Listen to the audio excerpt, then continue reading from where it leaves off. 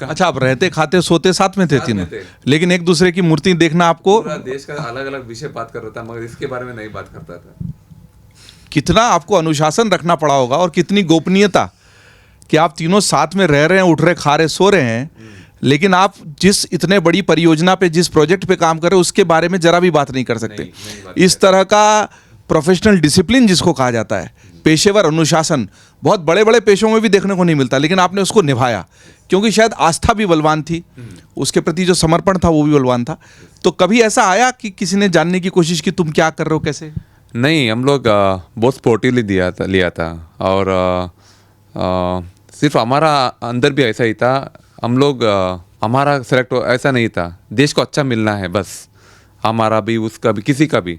सो हम लोग ऐसा ऐसा मेंटालिटी में काम कर रहा था। इसलिए हम लोग पहला दिन ऐसा बात किया और हम देखा, इस दिन पूरा देश तीनों मूर्ति देखा, उसी दिन हमने देखा।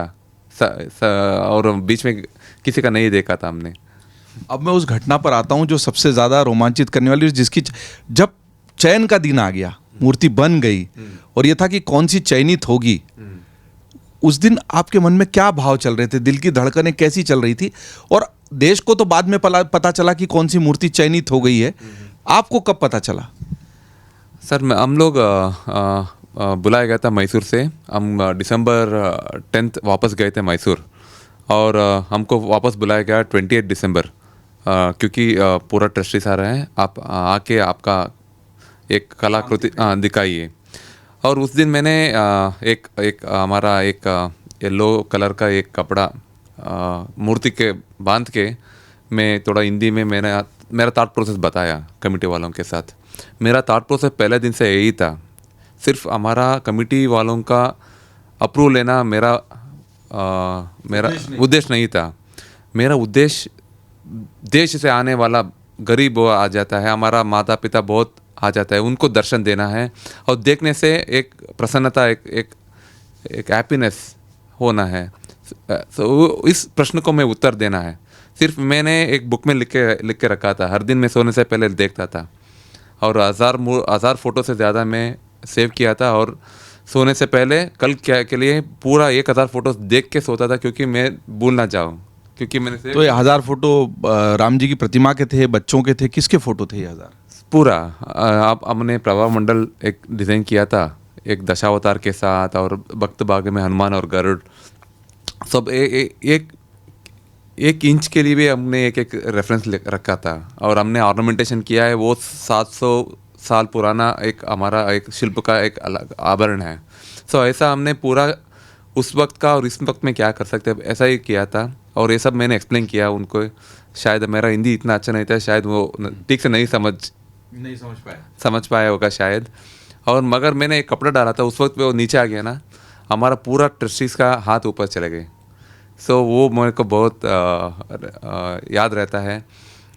जो आप शब्दों में बयान नहीं कर पा रहे थे, वो मूर्ति ने खुद ही बयान कर दिया।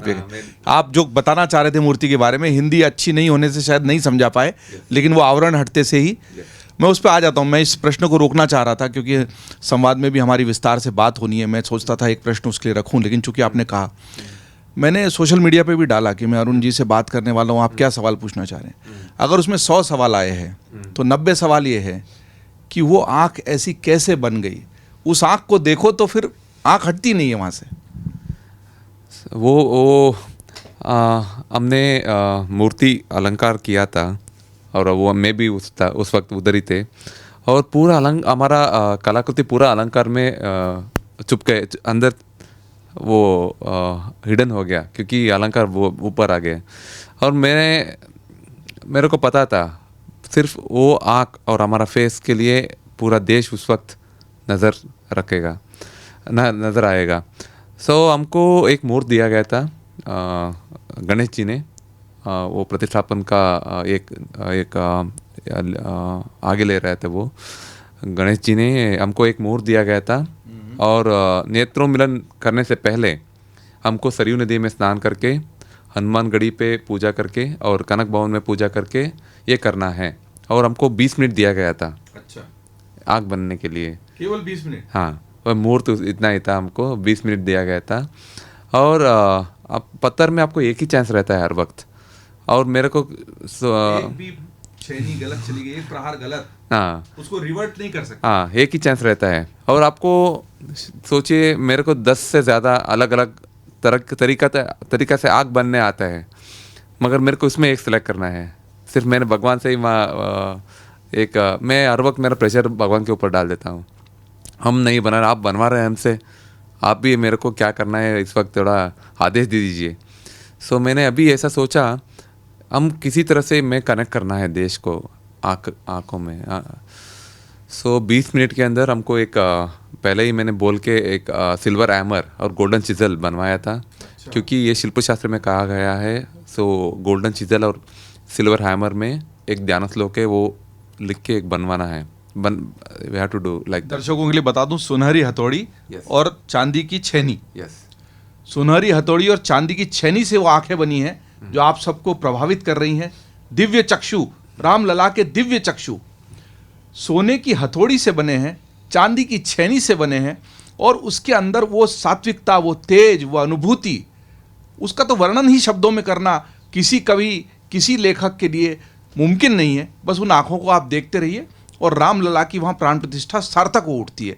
तो वो सोने की हथौड़ी और चांदी की छेनी आपने पहले से बनवा ली थी और बोला गया था 18 ग्रेड में कीजिए, थोड़ा हार्डनेस चाहिए।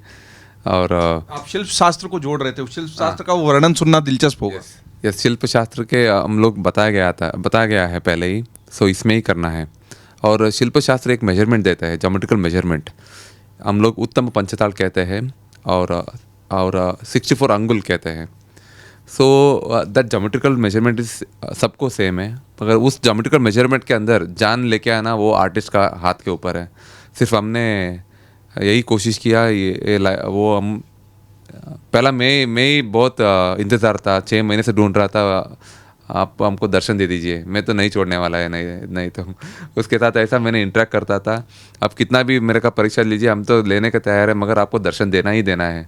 ऐसे ही मेरा इंटरेक्शन था हर वक्त। और शायद दिसंबर 2 सितंबर फर्स्ट वीक में मैंने शुरू किया और दिसंबर 2 में मैंने कंप्लीट किया। और तीनों में मैंने ही पहले कंप्लीट किया, लेट में शुरू करके। और मेरे पास 7 डेज था, क्योंकि हम जाने वाला दिसंबर 10 थे। उस आज 7 दिन मैंने उसके सामने बैठ के ऐसे ही देखता था, कुछ आदेश है तो बताइए, कुछ करेक्शन है तो आप मेरे को दिमाग में डालिए। ऐसे ही देख के मैं 7-8 घंटे में वक्त बिता रहा था, क्योंकि कुछ है तो कुछ कर सकते हैं।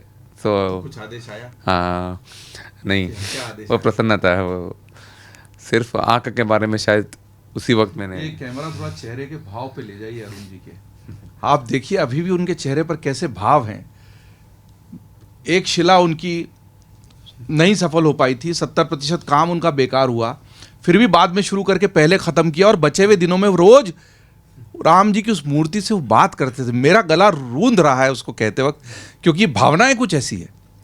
आप सोच कर देखिए ना, एक मूर्तिकार ने कैसे उस शिल्प में जान डाली, कैसे राम जी का आह्वान किया कि आपको नहीं छोड़ूंगा, आप तो बताइए, आप बताइए, कुछ कमी रह जाए तो बताइए, लेकिन आपकी प्राण प्रतिष्ठा होकर रहेगी।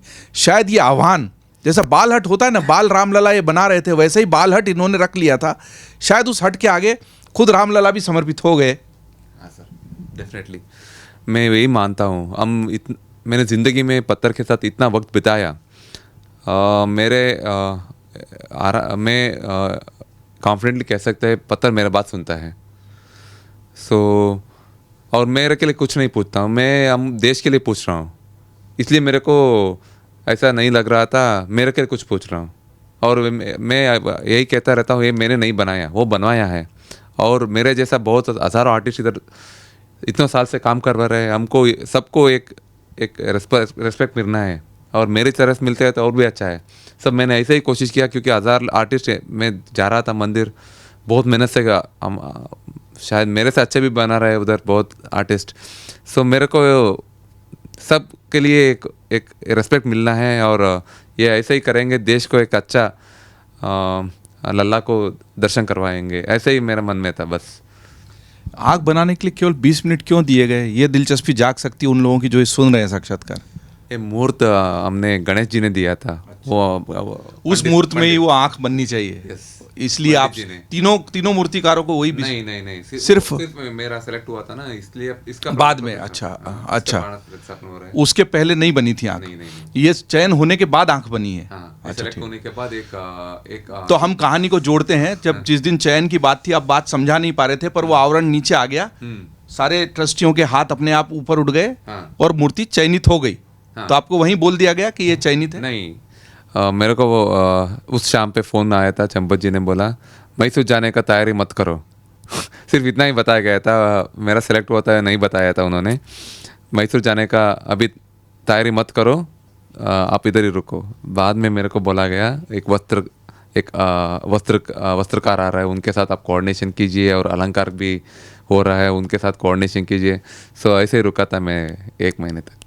तो आपको लेकिन अंदाजा तो हो गया होगा इस सब डेवलपमेंट से कि हाँ भाई मेरा मूर्ति चयनित हुआ, तभी इतना आगे का बात हो रहा है? हाँ, वो मेरे को अंदर में एक पॉजिटिविटी मिल गया था, मेरा सेलेक्ट हो चुका है। मगर उस वक्त में ऐसा हो गया, 10 मिनट बहुत खुशी था, बाद में ऐसा टेंशन हो गया, लोग इसको कैसा स्वीकार करेगा। वो एक हेल्थी फियर है ना, वो बहुत अंदर बहुत था। और मैं इतना हम लोग काम करने का वक्त 3 पाउंड हैमर का और मशीन में काट के इतना रफली हैंड किया था पत्थर को। ये सेलेक्ट होने के बाद मैं वो टच करने से मेरे को भी बहुत डर लग रहा था। सिलेक्ट होने के बाद आपके अंदर भी वो डर आ गया? नहीं, वो मूर्ति अब वो मूर्ति नहीं रही ना? नहीं रही। सो इसलिए हम वो सेलेक्ट होने के बाद ये ऐसा चीज़ आ गया, एक कैसा अंदर लेके जाएंगे, बहुत ठीक से लेके जाना है, ये सब अंदर में ज़्यादा। फाइनली आपको कब समझ में आ गया कि अब यही चयनित है? दिसंबर नहीं, जनवरी 2 के अंदर हमको पता चल गया था, क्योंकि इसका वस्त्र निर्माण हो रहा था। उस वक्त मैंने थोड़ा फिर भी अंदर डाउट था, शायद लगेगा या नहीं लगेगा। मगर ये ज्वेलरीज का एक नाप ले रहा था, उस वक्त मेरे को पता चल गया यही काम है। आपके अंदर क्या भाव आया जब फाइनली आधिकारिक तौर पर ऑफिशियली आपको पता लग गया? क्या भाव आया? सर यही है, उस वक्त बहुत खुशी होता है। अगर सिर्फ फिर से मेरा यही क्वेश्चन आ गया, देश कैसा स्वीकार करेगा।